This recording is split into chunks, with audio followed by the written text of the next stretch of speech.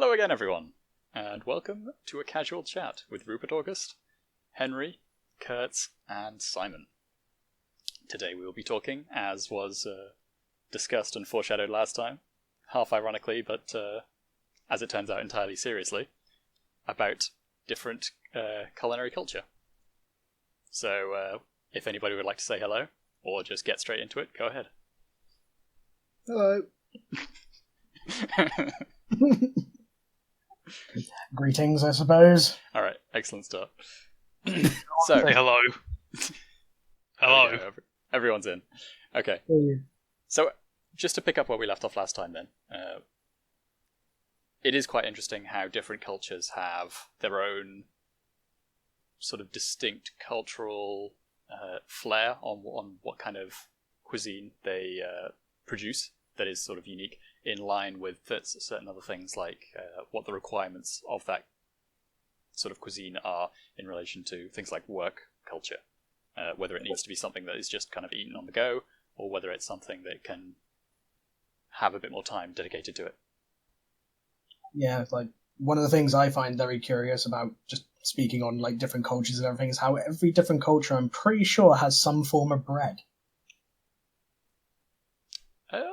Is that true? I don't know, Asian bread, is that a thing? I don't really associate it with being a traditionally Asian thing. It's not particularly traditional, but they do have it. So in Japan they have their.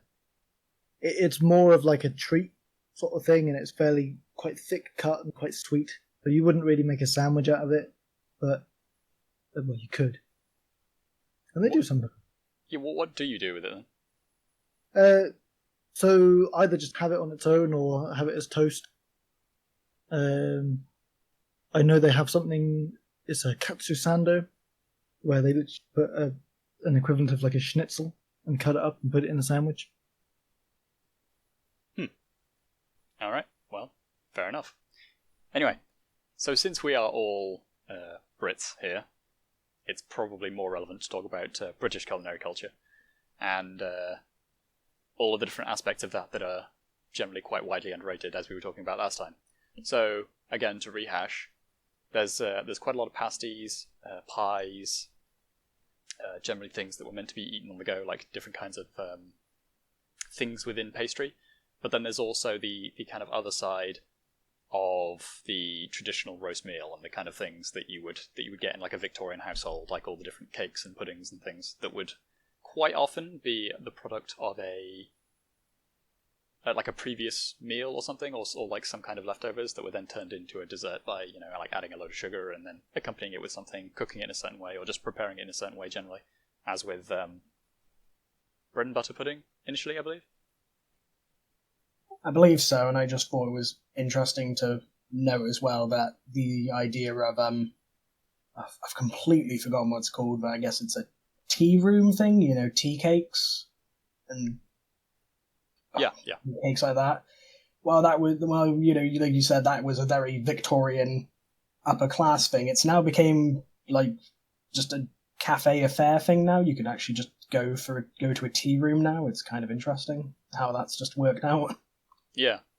Well, some of that amount of thing has just been kind of commodified a little bit more and just turned into something that you go to a tea room for. If you go for 11's or brunch or some kind of like afternoon tea or something, then you can just buy that service. But it used to be something that was a lot more personal, I guess, that you would invite somebody over to your house between notables, let's say, and you would have that kind of afternoon tea kind of thing, with all of those different relevant sweets and sandwiches and then the tea.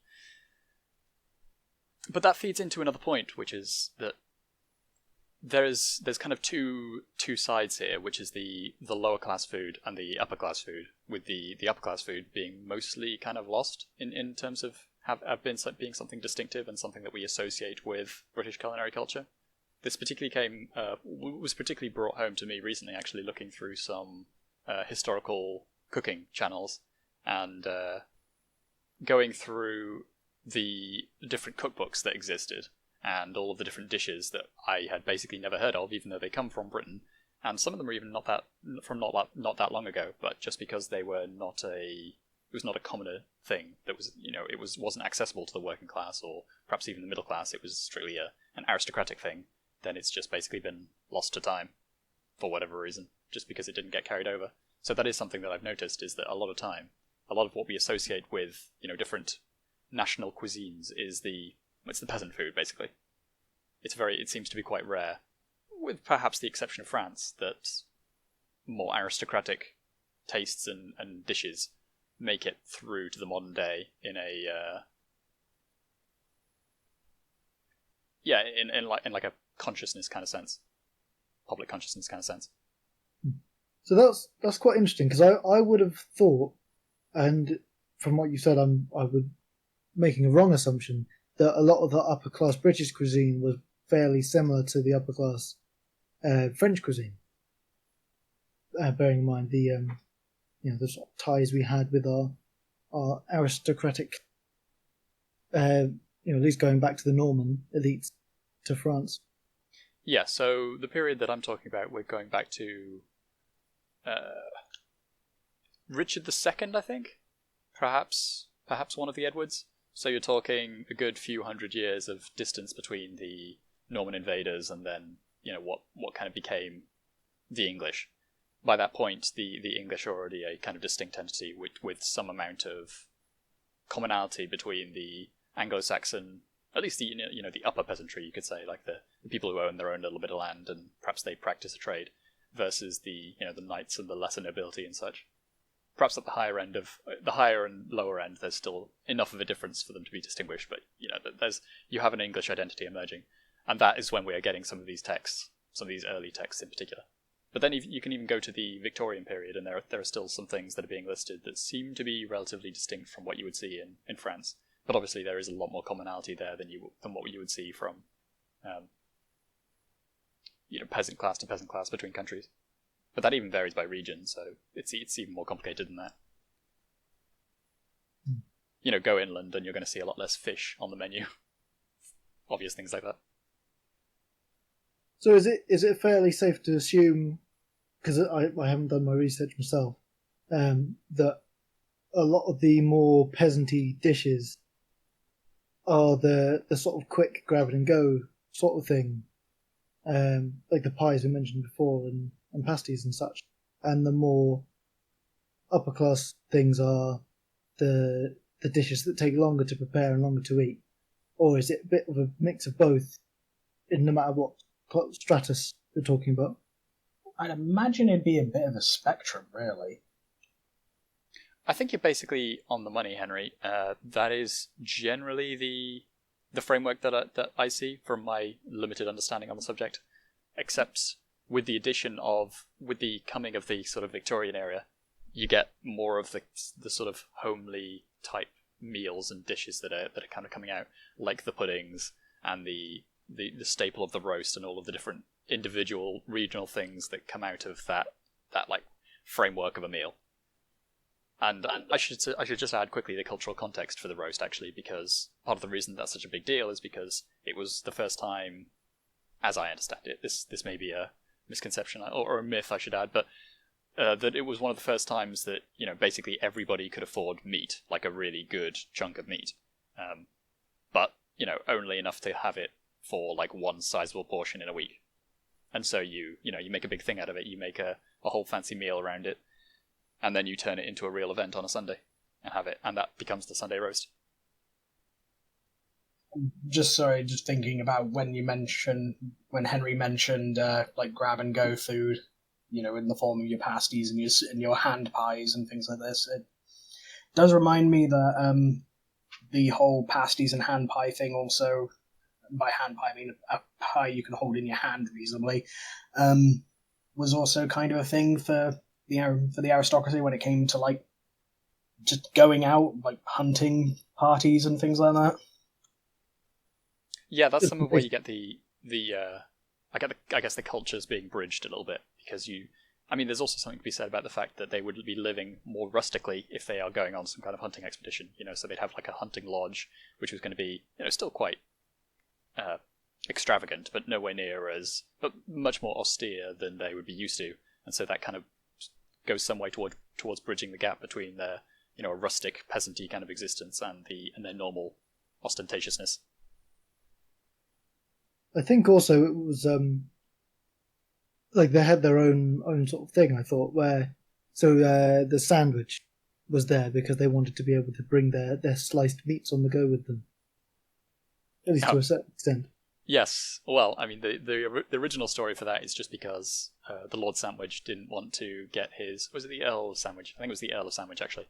Didn't want to get all of the oils and such from his cold meats that he wanted to eat on his playing cards. Mm-hmm. So he needed something so that he could eat the meats whilst keeping his hands clean for his playing cards. That's the story, anyway.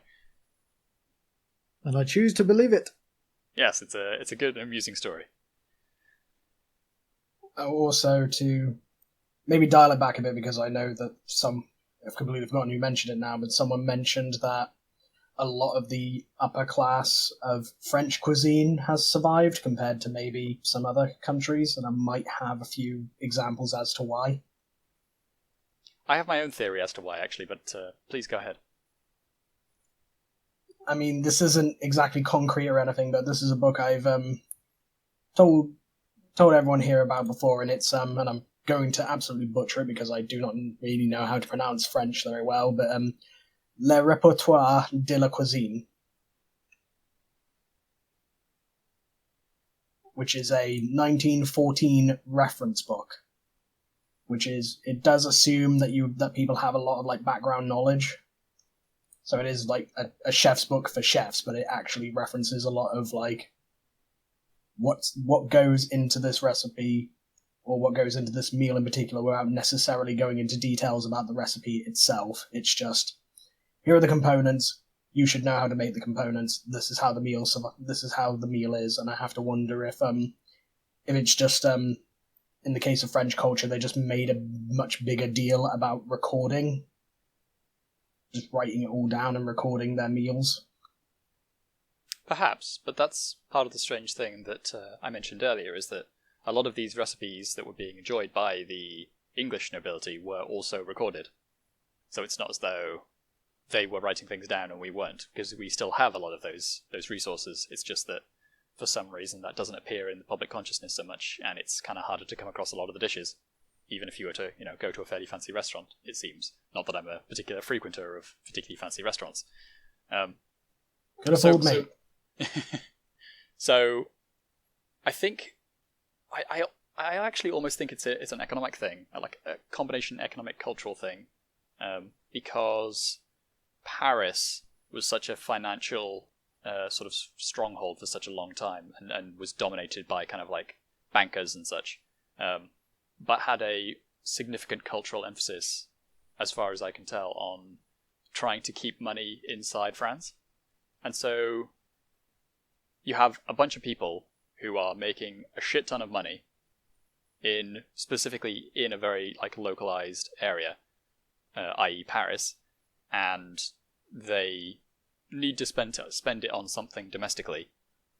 So what they go to is, these super high-end restaurants and paying exorbitant prices for stuff that, realistically speaking, is not necessarily worth it if you were to compare it, like, internationally, what they could be buying for that money. But, it's there and it's a luxury and it's practically enjoyed for its own sake of being something that's exorbitantly overpriced and deliberately kind of like luxurious and pampering. And that's where you get a lot of that really, really high-end culinary culture from that we kind of see today. A lot of that seems to come from France, but it's quite notable that kind of culture also exists in Japan today. And I think it comes from a similar place of wanting to spend money domestically and not, like import stuff and, like import fancy material goods.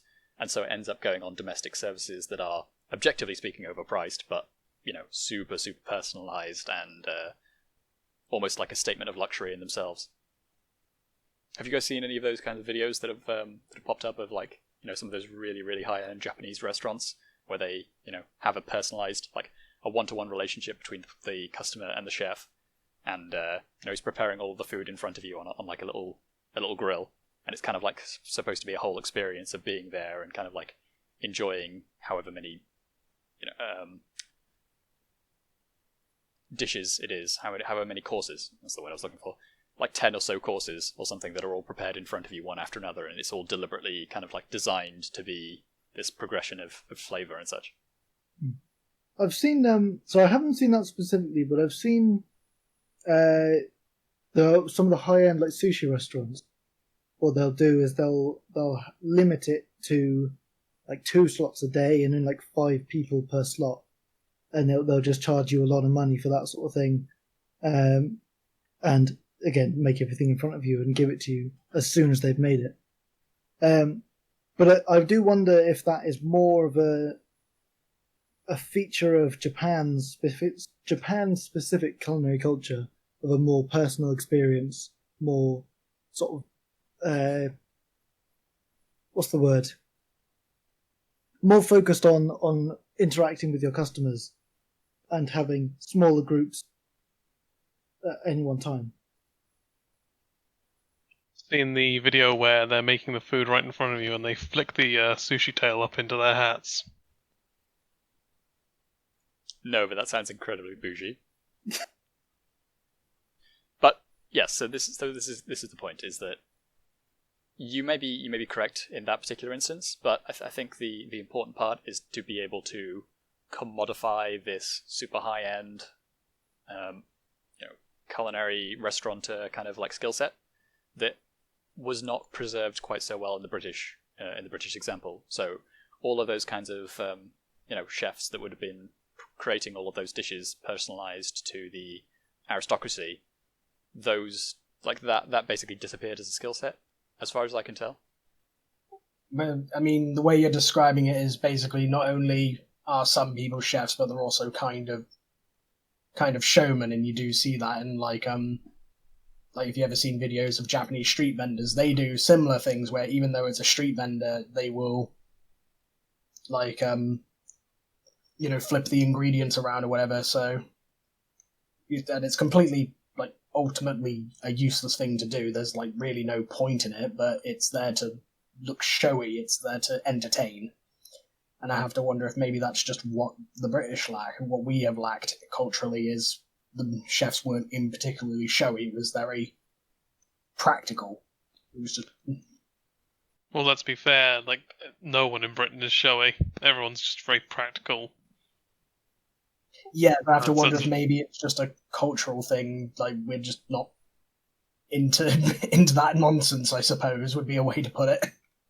Yeah, have you... I can't help but think of the Turkish ice cream shows they put on there. You've probably seen the videos of them where they're like the street vendors in Turkey where they give you ice cream, except they'll make a show of it where the ice cream scoop is on the end of a long stick, and they can so they hand you the cone and then you go to grab it, but the cone was in another cone, so it slips out your hand and they grab it back from you. You take the cone, he scoops it up out of the cone again, so you haven't got any ice cream, and he gives it back to you and then snaps it away. So it's like make a big show of it where it's funny and like dodge your hand. That sort of thing. I feel like in England you just throttle the guy.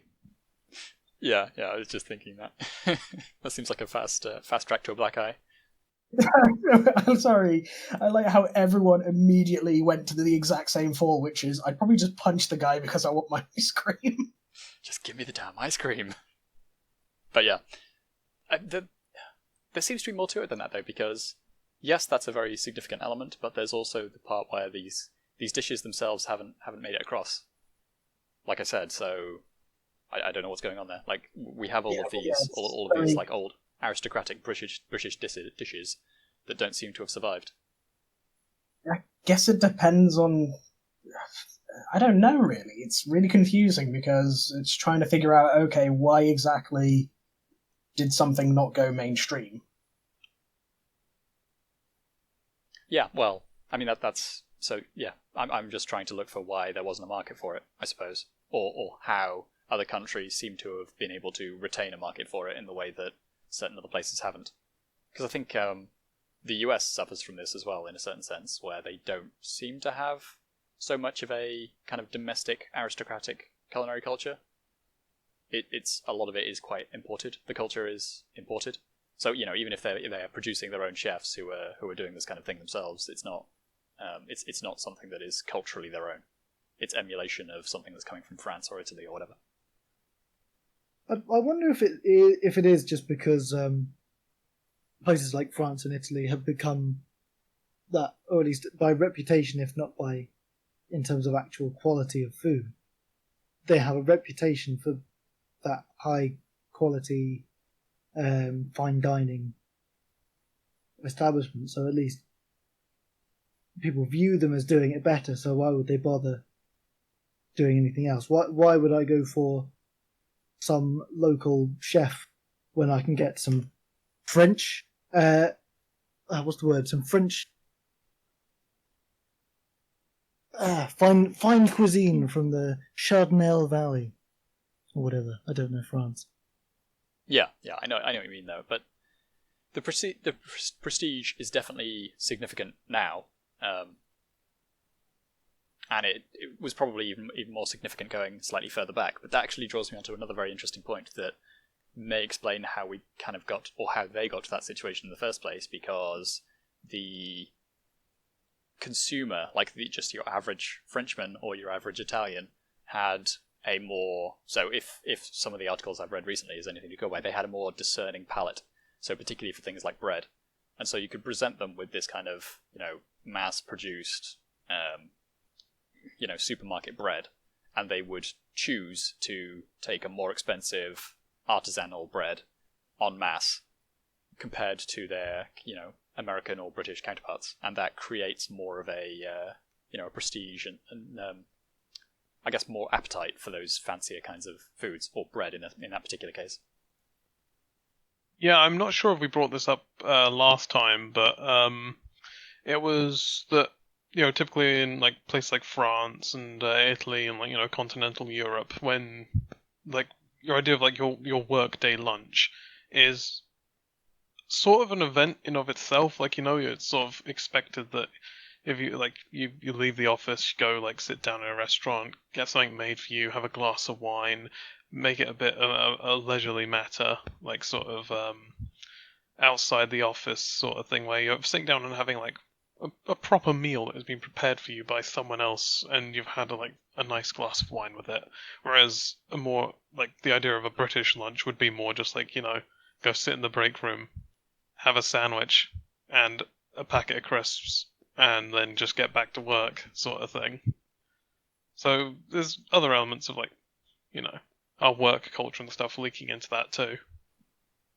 Right, that's interesting, because I dare say for a lot of French workers, they probably view lunch in the same kind of way, but that there is more of a consciousness of lunch as an event rather than just as a temporary reprieve from work. There's quite a significant cultural difference there, and that's quite interesting. But I mean, that goes to what I was talking about with regards to creating more of that demand, or creating more of the demand for this kind of aristocratic chef skill set that was lost. Because particularly when you go to the higher end, then you definitely would be seeing that amongst high level businessmen and whatever, who would probably be turning it into a business meeting as well.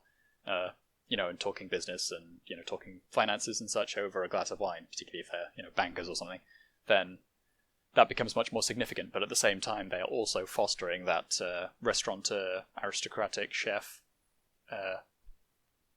skill set that is lost in so many other places that are just kind of treating food more as a refueling commodity rather than as an event or a luxury. I'm sorry, just thinking about it now, because you got me thinking about food. Thank you. I'm trying to think, does Britain even really have much in the way of a street vendor thing that it doesn't come from outside the aisles?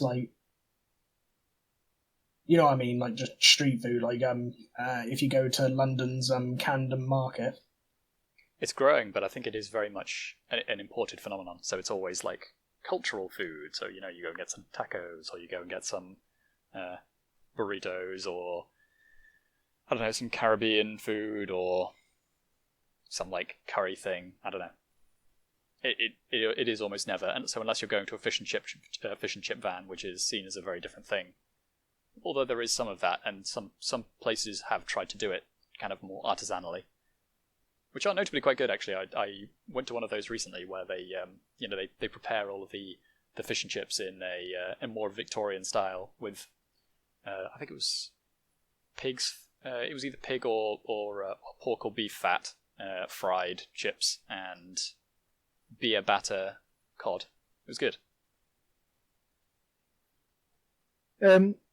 Yeah, I think going back to Simon's question, a lot of the stuff that you'd go and get and bring out with you is things like Greggs and like Cornish pasties and things like that, which we talked about. Which, I mean, it's.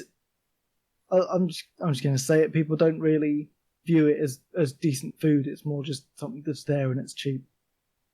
So I think a lot of people, myself included, I wouldn't really go and get excited about a Greggs. If I have more money, I'd usually go and get something better. And I don't think that there's much of a, at least not from what I've seen, there's not much of a culture of go and grab. I don't know what it would be. I suppose as an artisan sandwich. Yeah.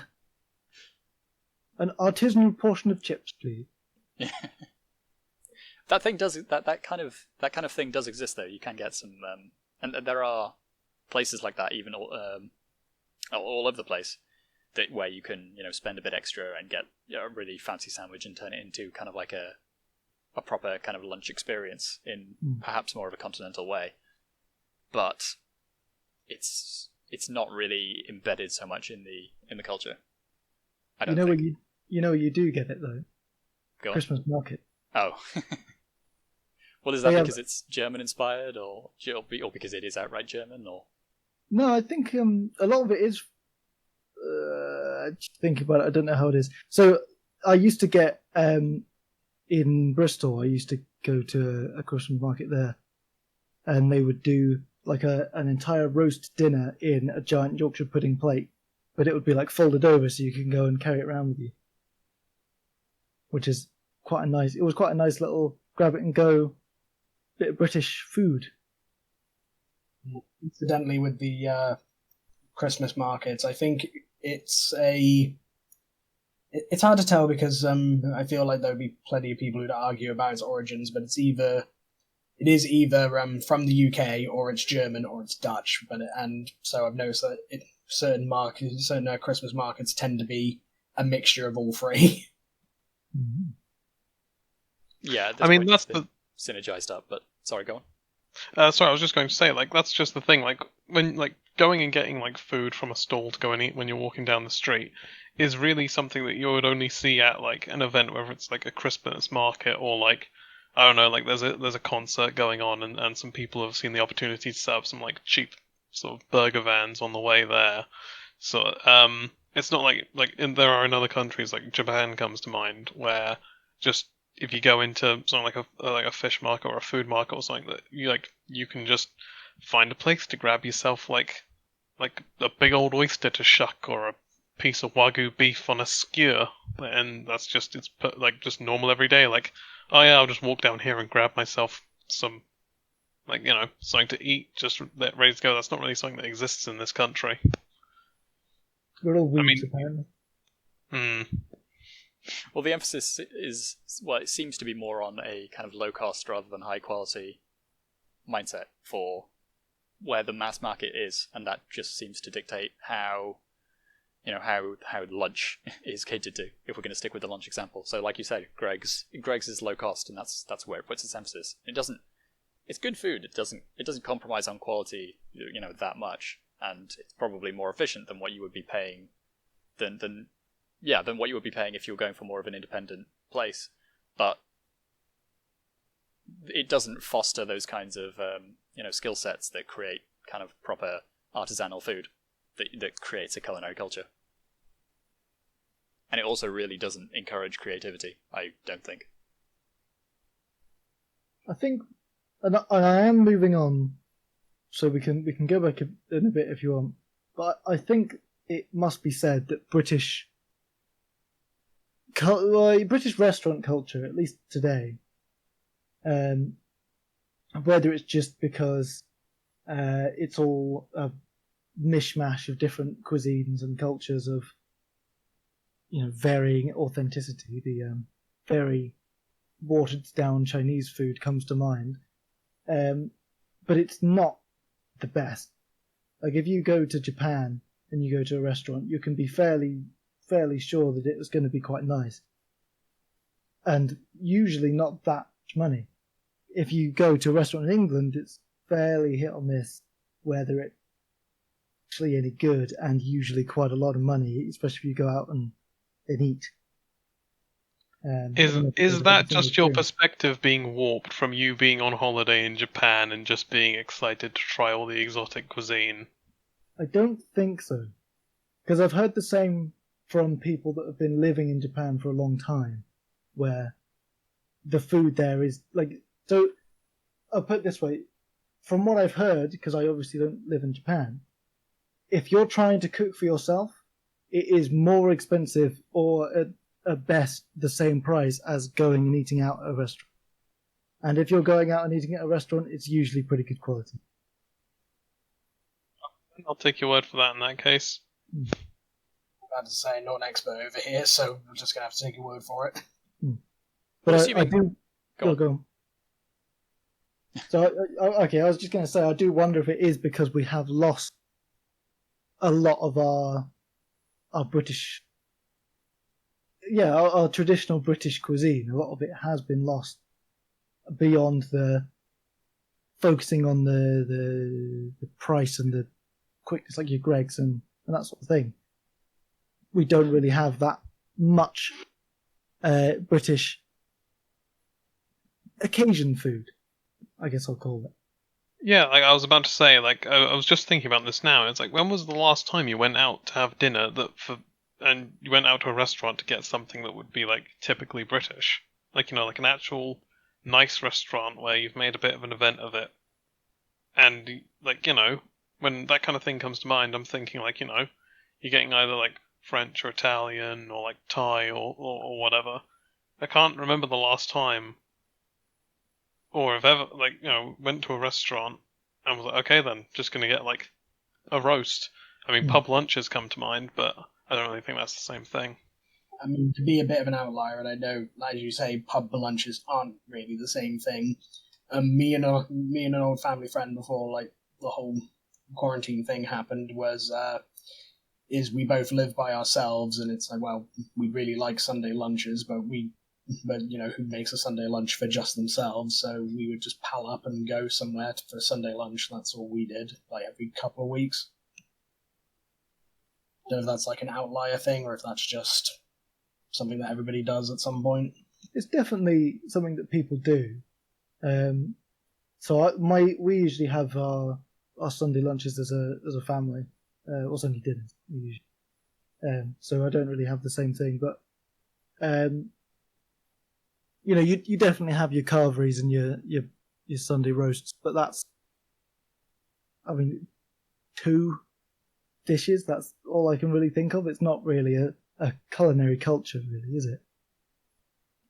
So to perhaps kind of like drill down on part of the reason why this might kind of exist as a thing is because, based on some personal experience that I've had with people who work in the catering industry, it's not a terribly prestigious job to be a chef until you're getting to the very high end, in which case obviously it's much more prestigious and you can make a lot of money doing it. But like for your average chef, you're worked very hard, you're not kind of particularly highly regarded, and I think that's probably part of what's going into making culinary the kind of restaurant culture in Britain not be quite so robust, because it's not able to attract the same sort of skill set and has to be more expensive than it perhaps otherwise needs to be in order to pay for the chefs, which even then is not necessarily enough. But if it was a job that would be regarded super prestigiously, as it perhaps is in Japan, I don't really know. Perhaps you guys know more about that than you can obviously make up the difference between what you actually pay somebody versus what they're receiving in non-monetary benefits for doing the job of being a chef, much more reasonably, which is how you get low-cost food that people are putting a lot of effort into because, they are very well regarded for being in the position that they're in. Just to jump on the Japan point, because I am a massive weeb, I think a lot of it is, as with a lot of Japanese things, they tend to take a lot of pride in their task, in their work. So I think even if they're not paid that much, they will do their best to provide the best customer service they can. If it's not, like a family-run business or something, where their future, not even necessarily the future monetary thing, but the continuation of their family and their family's work relies on them providing a good service to their loyal customers that they've been serving for generations. So I think that probably plays a part in it. But also, as you say, they probably are held in a bit higher regard and paid a bit more. Well, so this same point would apply to France as well, where I think over there, chefs are generally more well regarded than they are over here, just as a profession. It's something that's more respectable to be seen to go into. And with that, I believe we're done, unless anybody has anything else they'd like to bring up. We can always come back to this topic at a later date, and I'm sure it'll show up adjacent to other topics that we talk about, but for now, goodbye everyone.